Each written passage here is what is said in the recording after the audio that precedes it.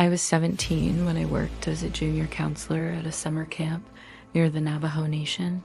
One night after lights out, we heard one of the little kids scream bloody murder. I ran out with my flashlight and found him crying under his bunk. He kept saying, "She's not real, she's not real." The kid said he saw her standing just outside the cabin, waving at him. I asked who. He pointed to the woods. The other counselor? There was only one female counselor on duty that night, Ashley, and she was still in the mess hall. Only problem? Until two more kids said they saw the tall woman watching them from the trees the night before. No one mentioned it to them. She was 8 feet tall. We brushed it off as a nightmare. Then a week later, Ashley disappeared. We found her shoes and clipboard near the tree line. No footprints, no signs of struggle. Just a trail of weird symbols etched into the dirt. The camp shut down that summer. 3 years later, one of the counselors got a voicemail from an unknown number. It was Ashley's voice, sobbing, saying, "It's wearing me." Don't forget to like, share, and subscribe for more videos from Ash Parlor TV, and thanks for your support. Last fall, I was hiking in Utah with my girlfriend. We had brought her dog, then did a sweet old Aussie mix. That night, Bandit started growling at the woods, ears back, hackles raised. Then he ran off barking like crazy. Around dusk, we set up camp in a small clearing, no trace. We searched for hours. We finally gave up and went to bed. I felt awful. She was devastated.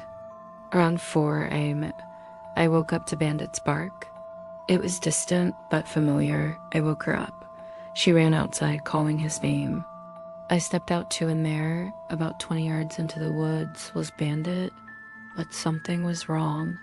He was standing on his hind legs. Just standing there.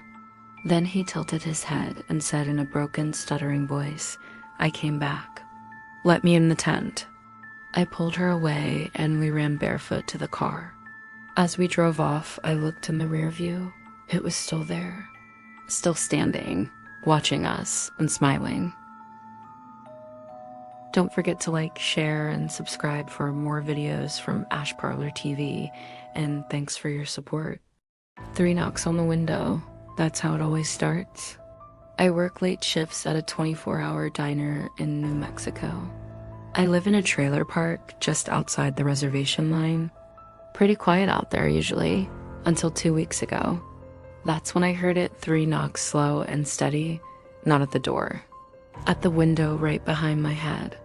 There's no reason anyone would be knocking at my window, especially at that hour. Around 3:30 a.m., I came home, popped a frozen pizza in the oven, and sat down to relax. I stood up, heart pounding. I live alone. I peeked through the blinds, nothing. Next night, same thing. Then I heard it whisper, "Can I come in now?" In my own voice. 3 knocks.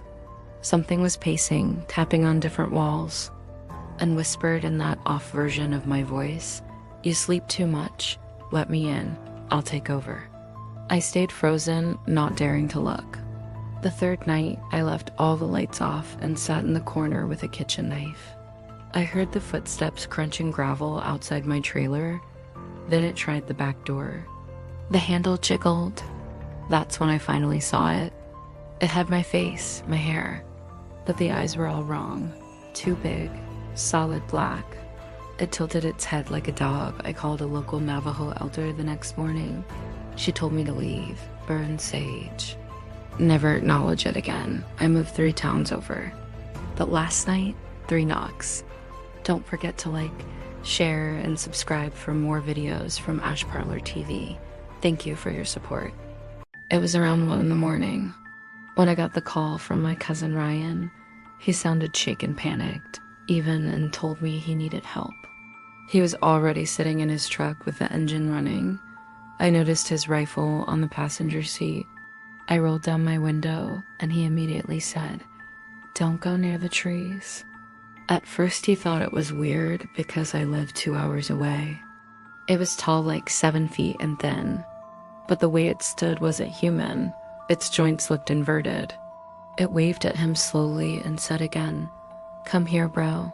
Look at this." He said it kept whispering different family members' voices, our grandma, our mom, even his dead dog. But the voice was clear, exactly like mine, saying, "Hey Ryan, come out here, man. You gotta see this." He was staying at our grandparents' cabin in northern Arizona while doing some winter camping alone, something he did every year. I didn't ask questions, I just drove.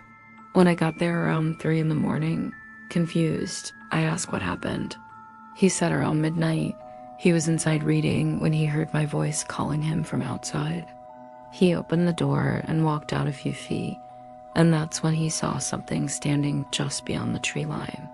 As we drove past the trees, I saw something in my headlights for half a second, a pale, hairless shape hunched over with legs bent backward, just watching us. But it was my voice.